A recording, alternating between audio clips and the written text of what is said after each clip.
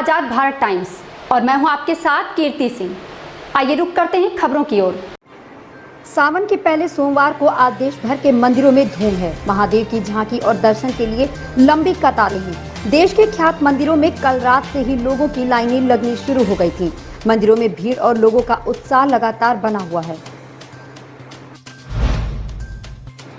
UP विधानसभा चुनाव से पहले एक ओर जहां सरकार सरकारी नौकरियां देने पर फोकस कर रही है, वहीं दूसरी ओर विभिन्न सरकारी महकमों में 1 लाख से अधिक पदों पर मानदेय पर नौकरी देकर अर्धकुशल श्रमिक स्तर के लोगों की भी रोजगार से जोड़ने की तैयारी है। एम्बुलेंस कर्मियों ने रविवार रात 12 बजे 108 और 102 एम्बुलेंस सेवा ठप कर दिया। इससे प्रदेश भर में करीब 2500 से अधिक एम्बुलेंस खड़ी हो गयी। एम्बुलेंस की ALS सेवा नई कंपनी चिकित्सा को सौंपी गई है। ये कंपनी नए सिरे से भर्ती कर रही है। पहले से कार्यरत कर्मचारी इसका विरोध कर रहे हैं। लखनऊ में लवी में सत्र 2020 से 21 PhD प्रवेश के लिए अभी विद्यार्थियों को और इंतजार करना पड़ेगा। इस साल ऑनलाइन प्रवेश परीक्षा की तैयारी चल रही है, लेकिन अभी एजेंसी फाइनल नहीं हो पाई है।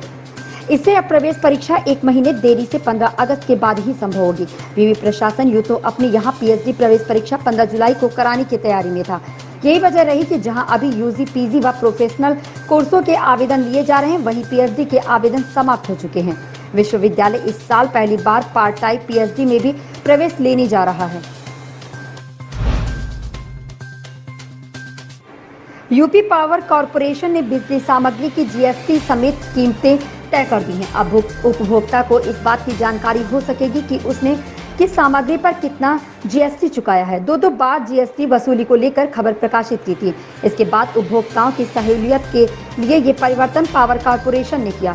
8 जुलाई को बिजली कनेक्शन पर 2 बार वसूल रहे GST और 9 जुलाई को पावर कॉरपोरेशन ने दिया था 2 बार GST वसूलने का आदेश। शीर्षक से खबर प्रकाशित कर उपभोक्ताओं की जेब काटने के खेल का खुलासा किया था। भूता के मिर्जापुर गांव में पति पत्नी के बीच हुआ झगड़ा। उनके 7 महीने के मासूम बेटे की जिंदगी पर भारी पड़ गया।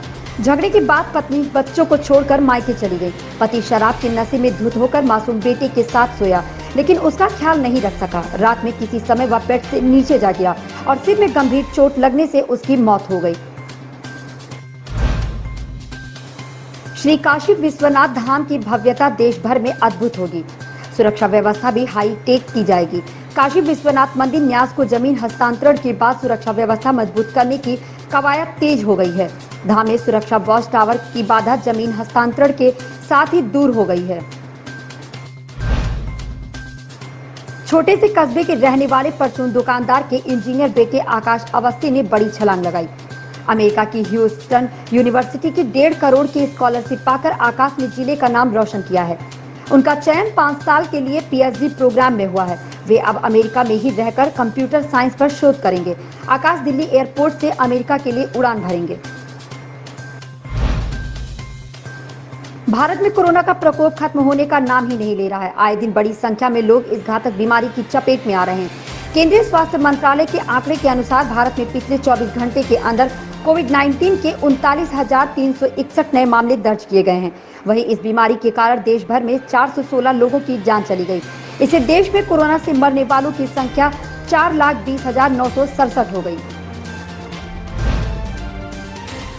देश के प्रधानमंत्री नरेंद्र मोदी ने सोमवार 26 जुलाई को कारगिल विजय दिवस की 22वीं सालगिरह के अवसर पर युद्ध में शहीद हुए जवानों को श्रद्धांजलि अर्पित की। बता दें, भारत ने 1999 में पाकिस्तान के साथ कारगिल युद्ध किया था, जिसमें भारतीय जवानों ने जीत हासिल की थी। कारगिल विजय दिवस पर प्रधानमंत्री ने कहा कि हमारे जवानों ने अपने प्राणों की आहुति दी। उनकी बहादुरी हर एक दिन भारतीयों को प्रेरित करती है।